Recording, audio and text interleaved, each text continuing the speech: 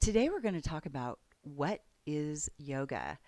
It's so cool now that I teach yoga and I'm learning more and more as I go and diving deeper into the origins of yoga and yoga philosophy and how it came about as I dive deeper in my own healing journey here. Um, it's so cool how many people come to me and say they were afraid to try yoga, but they love that it's approachable when they take my class and they feel welcome and they feel like I have given them a little piece of the yogic philosophy so that they can take that to the next level. It really does give me joy because when I first started yoga and I was so nervous about doing it right, I was bored, I didn't know why we were doing things, and I ran across a couple of teachers, luckily, after I had chosen to learn to teach yoga to try to save my son when he was going through a hard time. And unfortunately, that did not happen. God rest his soul. But I just want to say that because certain people took the time to explain things, and then when I took my 200-hour yoga certification during COVID, so a lot of it was online, but my teacher was great and she explained things. And I'm a really curious person. Like, I want to know why we do things and what is this and what is this thing. And so I have so many books and so many yoga teaching manuals, and I love them and I geek out on them. And some of them I have to read a million times to understand. But when I found this really awesome little book, um, even after I had started teaching yoga, it's called Yoga for Recovery, a practical guide for healing. I love that they give yoga in samples in sort of and gosh, I don't want to offend anyone, but it's almost a watered down version so that you can take it and then start to embellish with the Sanskrit and the true yogic philosophy. I know that might not set well with some um, people in the fact that maybe they feel like it's westernizing yoga or taking away from the original intent of yoga. However, I have found when I'm helping people in recovery, I'm helping people who are just new to yoga, that these very basic introductions are really awesome. And then they get curious about one little thing and then they take it to the next level, which is what I did. Just really going down that rabbit hole and finding so many beautiful pieces that resonate with each of us individually. We all come to yoga for different reasons and we stay for different reasons. So, again, this is just meant to be a very basic, quasi simplified version of what is yoga and what are the eight limbs. But I think it's very helpful when you're getting started and when you're trying to embrace something really that's beautiful and deep and amazing. But when you're going through recovery, you just need things to be kind of like simple. Please give me the micro doses so that I can get better. And then I'll start to add, macros when I'm ready. So I'm just going to read from this book because I feel it can explain things way better than I can in simplified terms. And then I invite you to take a deep dive. And again, this is just one writing, and there are so many that are just beautiful. And I can recommend books to you if you like. So find a comfortable seat. We're going to be here for a minute, and we're going to talk about the origins of yoga because it's so important to your yoga practice to know why we're doing this, where it came from, and how it works. Origins of Yoga, according to Yoga for Recovery, a practical guide for healing, which is from the Transformation Yoga Project. Yoga is an ancient practice. This book does not connect or refer to the teachings of any faith or religion, The yoga presented in this book traces its origins to India. It was developed as a comprehensive system for well-being, a way to connect to the source of all things through a process of deep realization. The word yoga is derived from Sanskrit. It has many translations, the most common being union. In practice, this union connects the mind with the physical body and a sense of a self or a higher power. And it also can be in connecting humans to one another. You are encouraged to be open to your own interpretations of yoga as you continue on your path of self-discovery and growth. Yoga is not a fixed set of beliefs, but a system of techniques for a better quality of life. It provides a way of returning to the state of being where we fully value ourselves and all of life, a knowing that, as we are now, we are enough and have all that is needed. Yoga is a system of self-care, unique to each of us, aiming to cultivate balance and self-awareness. The practice has the possibility to transform our lives individually and collectively. It can become a way of life far beyond the postures. The philosophy of yoga teaches us to start right where we are, as we are. We learn to treat ourselves with a little more compassion and a little more care. As we learn to connect more deeply, we begin to awaken to the truth of who we really are.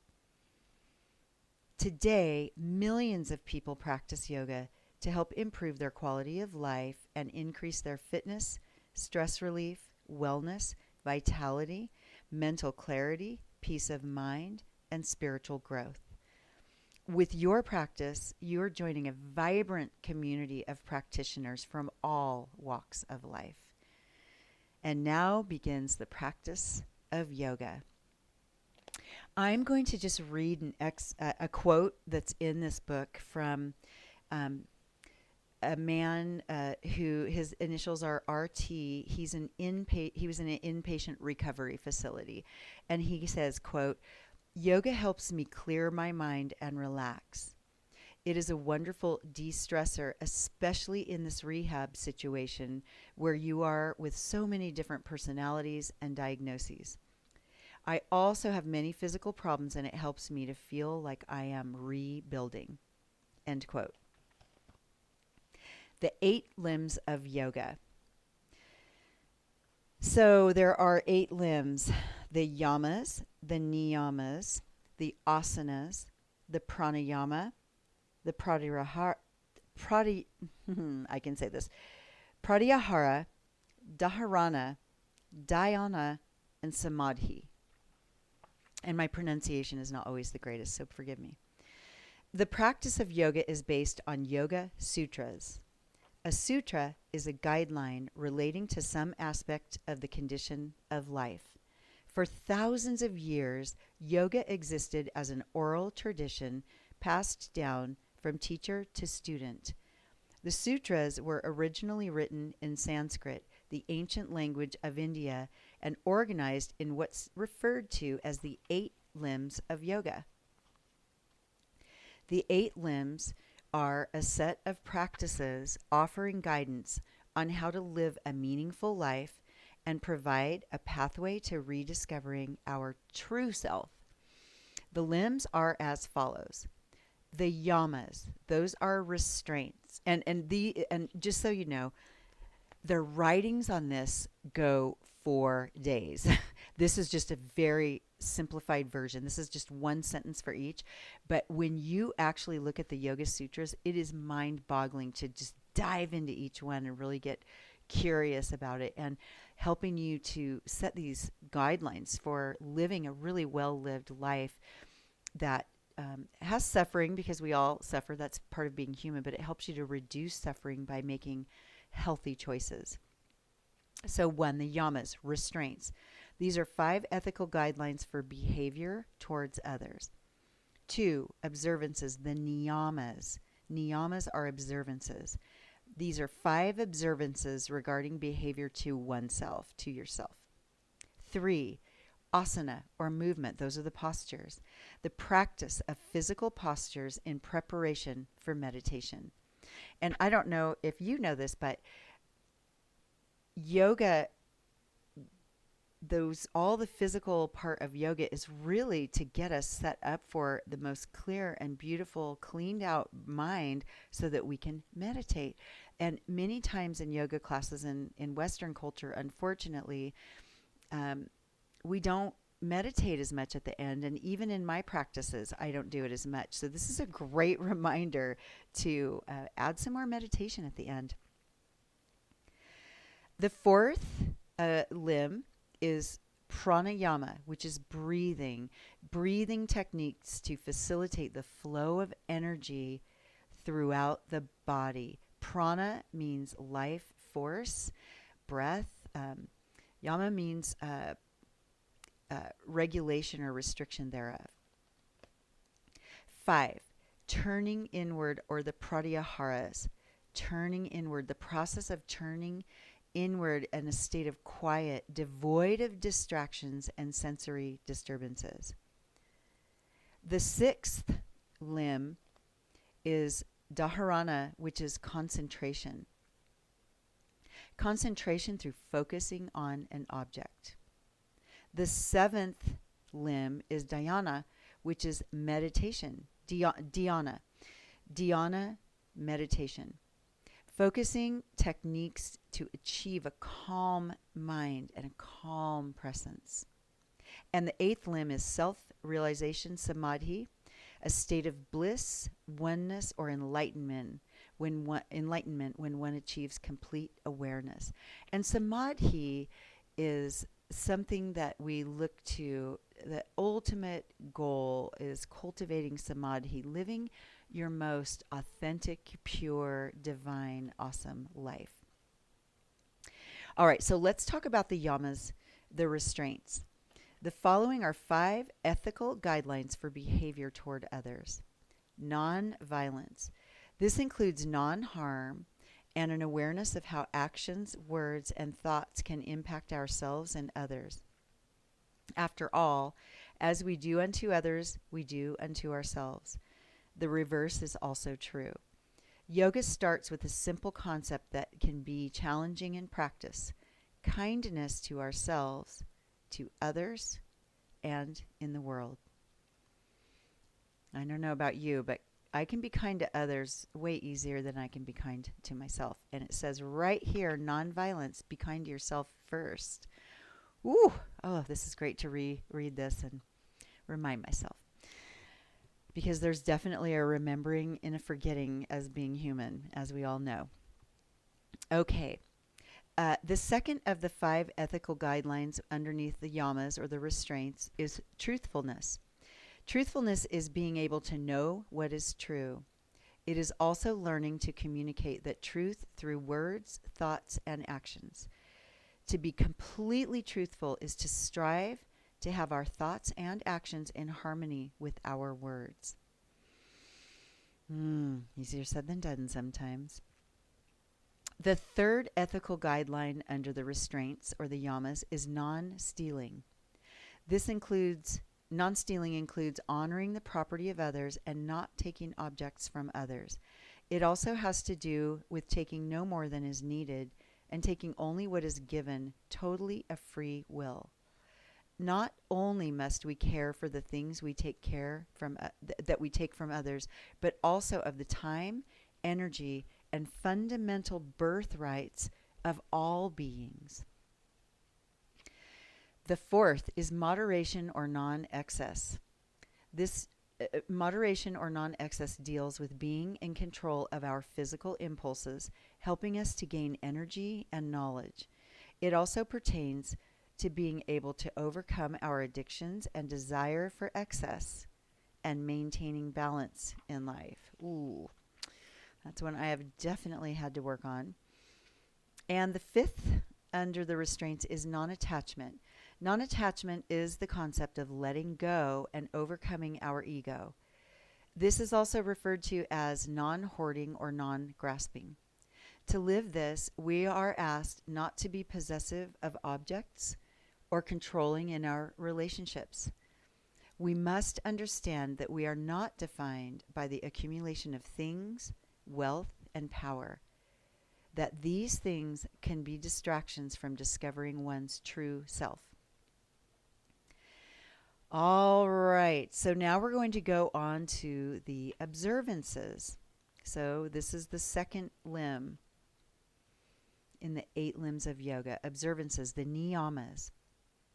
The following are 5 personal habits to cultivate. Cleanliness.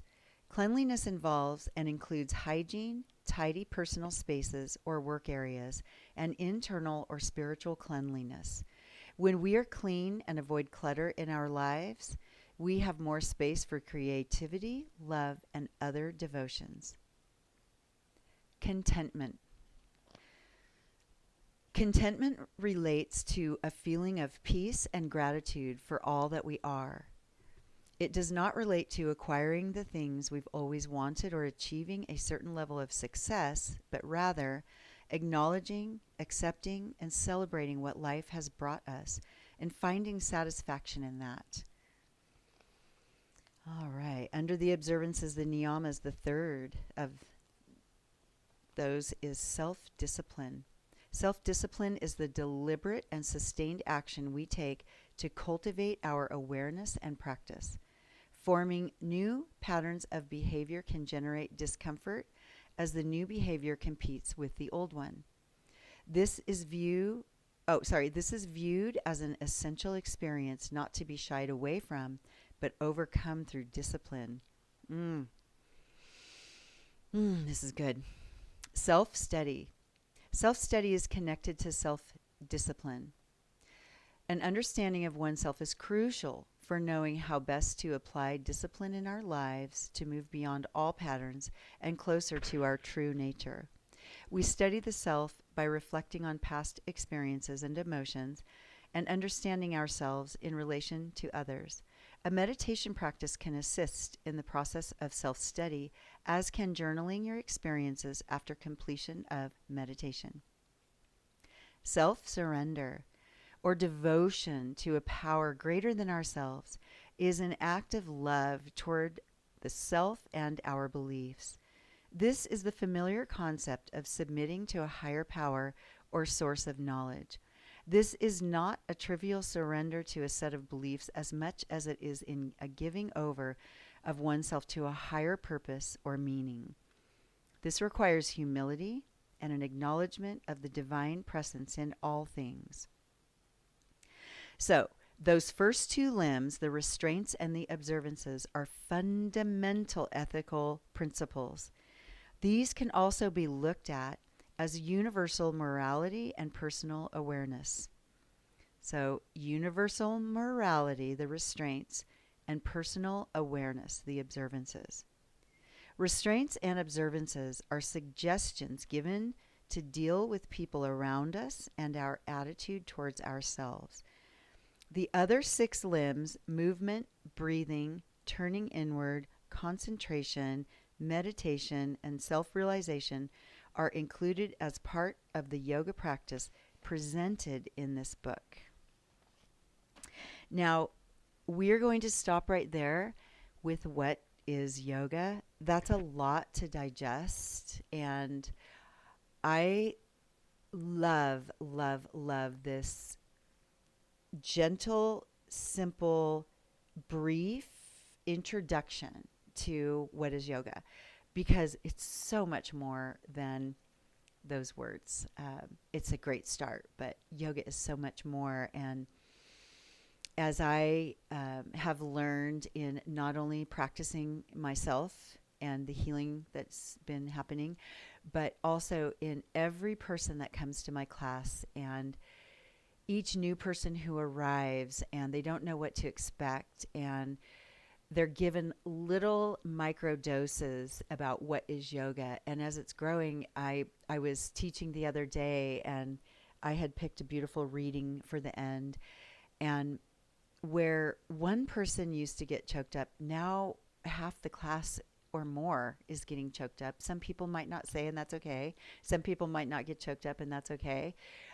But it's like people are benefiting and they're being moved and they're starting to really understand that yoga is not some esoteric religion for others. It's a beautiful practice that's all encompassing, that was created to help reduce suffering, clear the mind, keep your body healthy, love others as we love ourselves, and really bringing people together. And that's exactly what I have learned and have found that yoga is doing. And when I help people in recovery, and I help people who are struggling with grief, and the rewards start to come through, I have to tell you, it's so beautiful. And I miss my beautiful Judson, my son, so much. And at the same time, I have to tell you, I would never have started teaching yoga if he hadn't gotten sick and I hadn't tried to help him through his recovery. And then ultimately, unfortunately, I couldn't help him in the end. But what I didn't realize was happening is, as I was practicing to learn to teach yoga so that I could help him and help others, I benefited.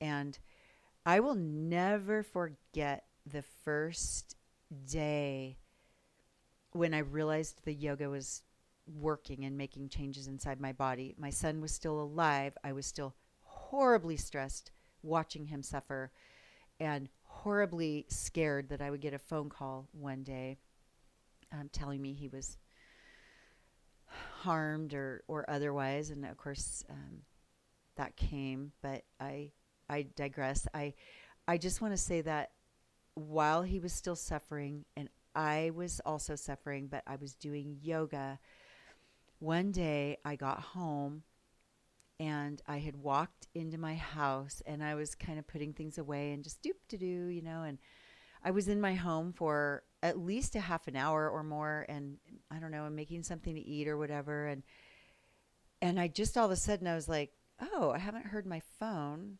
go off at all. And I realized I hadn't even brought my purse in from my car. I have a garage and, lock the garage door and everything. But when I was unloading the car, I hadn't brought my purse in, and my phone was in my purse. And my cell phone that I lived by and that I couldn't detach from, and that I couldn't seem to not breathe a breath without having it in my presence. And I couldn't believe it. And I was like, also kind of the do that I was doing when I was like putting things away and making my meal. I was like, oh my God, am I content? What's going on? And I forgot my phone in my car. Like, what's going on? And I went, oh, it's the yoga. It's the yoga. The yoga that I learned to help my son and to help other people is helping me.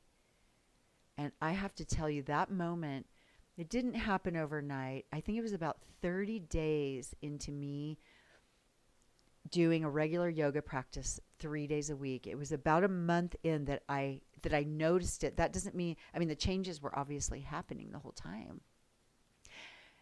They're slow, they're minute and minuscule at first, and then all the little changes, all the little things start to change to make up this big, huge, amazing, healthy change. And I believe that was how it helped my parasympathetic nervous system get back online, started doing the rest and digest more naturally, as opposed to my normal life, my whole life, which was sympathetic nervous system, fight, flight, freeze, fawn. A lot of F words there, huh? Anyway, I hope this resonated with you. I hope you will pick up this little book, because as much as I know about yoga, which is still nothing compared to my great teachers, I know a lot, but this book, I feel, really helps to put it in micro doses in just a really beautiful introductory guide. And again, it's just beautiful. So I really encourage buying it, and or any other book that you feel is resonating with you. There are so many. So I hope that you will do that in your self-study, your svadhyaya.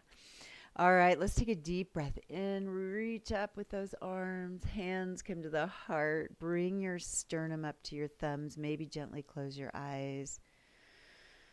Oh, here to the 8 limbs of yoga, to the origins of yoga, to our ancient practitioners who were so wise and handed it down orally for thousands of years.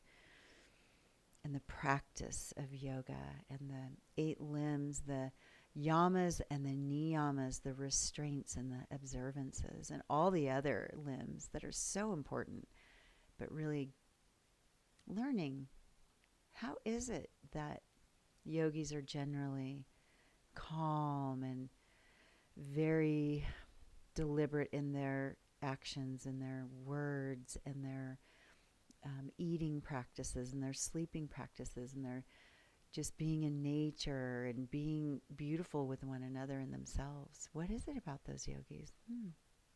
May I learn more? And when I forget, may I remember? Let's bow our heads. Thank you so much for joining me again for this beautiful practice, learning about yoga. I hope it helps you so much as it helps me. Namaste.